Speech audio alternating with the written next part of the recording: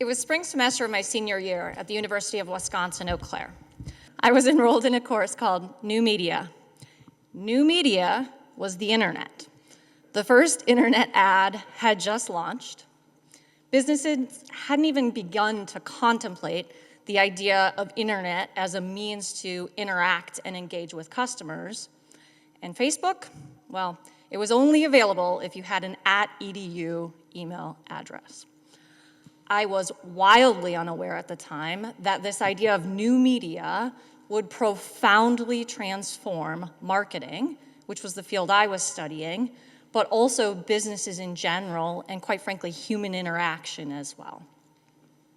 And so it was here, at this dawn of a massive digital acceleration, that I started my career. And as we had new platforms and new ways of interacting and engaging in social media, the big data was behind it was the collection and utilization and storage of customer information. And it wasn't until 2018, yes, 18 years later, that we had our first meaningful regulation as it relates to the storage and utilization and collection of customer data, which was first GDPR in Europe and then followed by CCPA in the United States. And so for almost 2 decades, businesses were left to make decisions about what platforms and how to utilize customer data and how to interact, which is really important to the field of marketing, which again is what I was in. You, as you're about to graduate, will enter your careers almost or just about 2 decades after I, but with a strikingly similar set of circumstances. New media for you will be generative AI. And already in the last couple of years, there's a massive acceleration of AI. And much like the first digital acceleration, it will probably be years, if not a decade or more, before we see our first meaningful regulation as it relates to how businesses can and should and are governed in terms of their utilization of AI. So, how are the businesses that you will soon be entering thinking about AI? Well, much the same way that they approach most new use cases, new platforms, new opportunities. And it's the idea of balancing risk versus reward. And underpinning risk and reward is the idea of key KPIs, or the KPIs that you're accountable for. So irrespective of whatever business that you are entering in, your business, your industry, your vertical, your sector, and your role will have KPIs tethered to it. And so thinking about those KPIs and those risk rewards as you evaluate any use case will be really key. I already have evaluated dozens of use cases for AI in the last couple of years, implementing several of them, which we'll talk about today, but also evaluated hundreds of use cases in the first 20 years of digital transformation. And always this idea of balancing risk and reward and thinking about the outcomes for the business has served me and the businesses that I've been a part of very well. So as an executive leader, I'm accountable for business KPIs such as driving short-term and long-term shareholder value, managing operating costs, controlling capital expenses. But as a chief marketing officer and digital officer, I'm also accountable for KPIs such as sales growth, customer retention, customer acquisition, brand reputation, among others. And so this consistent set of KPIs is the lens through which I consider risk and reward for any use case. Again, depending on your vertical, your KPIs may look different, but establishing that standard set of risks and rewards by which to evaluate use cases will be very helpful as you think about AI options. So let's take a look at a couple.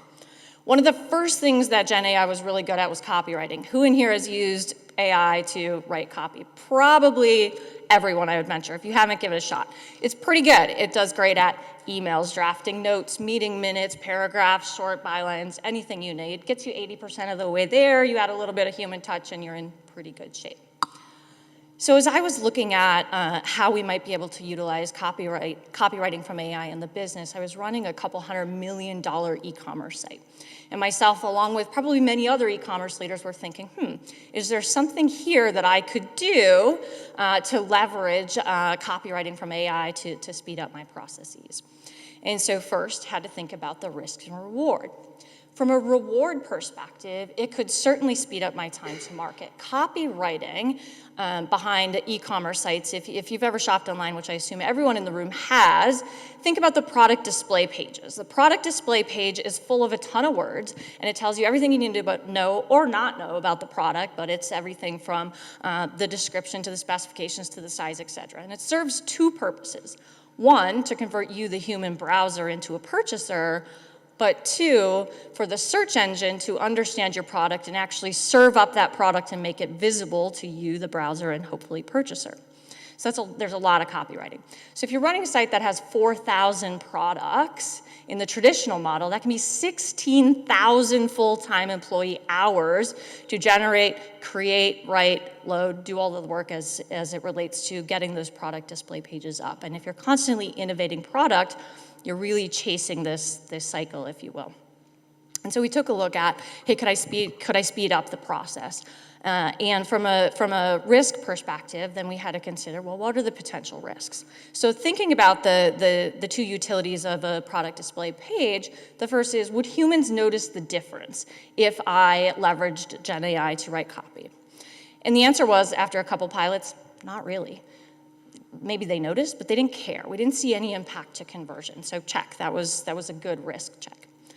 But search engines, being the other key factor, really early out of the gate, the largest search engine came out with a really strong position that said e-commerce and websites in general that leverage AI in copywriting will be significantly penalized in ranking.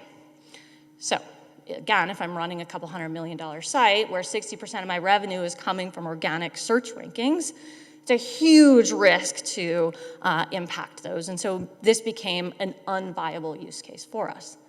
Except that this major search engine, for several reasons, changed course, changed position a few months later and said, it's okay to leverage AI to write copy so long as you're not intending to trick the algorithm, if you will. We weren't trying to trick anything. We were simply trying to speed up our processes and improve business rewards. So it became a use case that we could start to utilize. Let's take a look at another one. Product innovation, product development. So product innovation can also be a very expensive proposition for businesses. As much as 18% margin, sometimes more, goes into product development.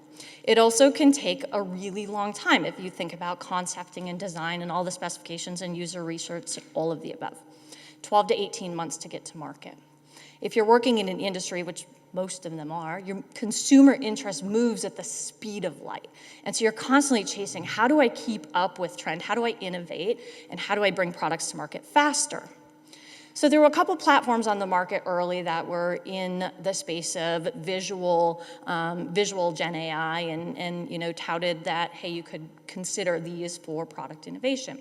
So we wanted to go back to the risk reward well, right? So from a reward perspective, well, certainly if I can reduce the cost and I can reduce speed to market, I can drive sales. So there seems to be some great reward cases for leveraging AI for product development. Let's think about risk. So we consulted our lawyers for this one, which is important to note that most risk-reward analyses aren't done in a silo. They're done with cross-functional partners, whether it's legal and other key partners in the business. And if you think about OpenAI and the idea of generating a product and then commercializing it and taking it to market, you're generating that product idea. Where does that idea come from? Well, it comes from hundreds of thousands of products that are already available on the market. Arguably, most of those are probably protected intellectual property. And so the question was, if I take that and then I get the idea from AI and I commercialize it, who owns that intellectual property? Is it me and my company? Or is it the hundreds of thousands of other companies upon which this product was developed? The answer is, we don't know yet. It still hasn't made its way through courts, and years, maybe a decade or more from now, there will be regulation that answers that problem. But let's say I started and didn't wait, and I made a move, and I started to take product to market. Imagine now if I've taken thousands of products to market over the years and I don't own the rights to those products. Think about the hundreds of millions of dollars of sales at risk. Definitely not worth it. But we didn't want to stop there, so we said, well, is there something here that we could still explore? So we considered the idea of taking the concepts and then handing the concepts that came back out of AI over to human designers and having human designers use those as ideation and a jumping point to then be able to actually add human touch, create product innovation, and bring it to market. Legal team felt much more comfortable with that approach, and we did some tests, and it was able to reduce our speed to market, sometimes to as little as 3 months. You can get some really great ideas leveraging AI, but you can still minimize the risk and own that intellectual property. So let's take a look at just one more. Another really complex part of the business, particularly in the marketing world, is studio production. So the photography, the videography needed to create advertising, product packaging, digital displays, store signage, anything that you have out there in the marketplace. You need models, you need contracts, you need space, you need product. It takes a ton of time. And again, you're chasing product, chasing trend a ton. So this was an area where I thought, is there something here that AI can help us with? So again, back to the risk-reward model. So from a risk perspective, if we start there, the idea would be that I'm leveraging AI to create creative that I'm putting in front of humans to interact and engage. Well, how would they react to AI-generated photography, which means people and humans and lifestyle, et cetera.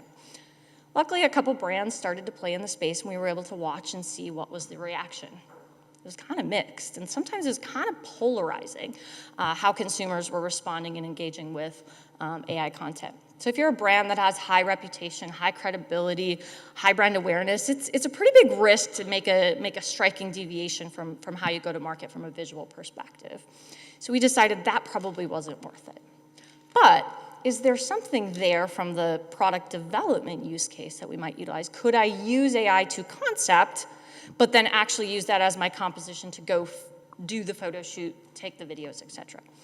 So we were working on a project at the time for a new balloon line for kids' birthday, really fun.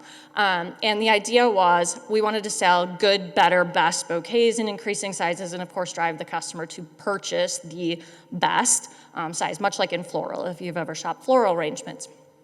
And so we had this idea of, okay, and we started to play around with some AI platforms for some visualization. Well, let's have the kid get happier, progressively more happy as the balloon bouquet gets larger. Well, AI actually introduced a really cool concept that we hadn't even thought of, which was the kiddo actually turned into the character to match the balloon bouquet as the balloon bouquet grew in size. And we're like, that's pretty cool. So we were able to take those comps, we were able to get alignment, do some testing, get alignment across merchandising and other spaces really quickly, turn those over to the video and photography production team to go find a model that looked like this, go shoot the photography to match. And what would have taken 1,100 photos in the traditional method to get those right shots was reduced to a couple dozen. That streamlines your post-production, that increases your speed, and significantly reduces the cost. We were able to get to market in 2 weeks instead of the typical 4 to 6 weeks it would have taken for this fully to progress. And so again, we found a way to leverage AI, but to minimize risk as we went through the approach. And so the businesses you're entering, have no doubt, are thinking about AI and making bold moves, but really smart choices about what they're doing. So 20 years from now, the way that marketers market will profoundly look different. The way businesses do business will look profoundly different. And the way human beings interact with one another will look profoundly different. But I encourage you to take some bold moves, but balance that with really smart choices and enjoy the ride.